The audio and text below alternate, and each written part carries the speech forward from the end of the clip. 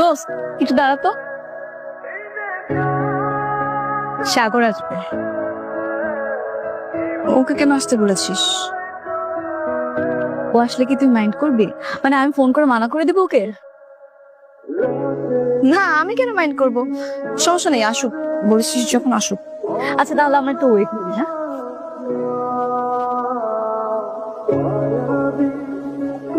হ্যাঁ, এই তো চলে এসেছে দোস্ত। চালাই। Mona, here I am.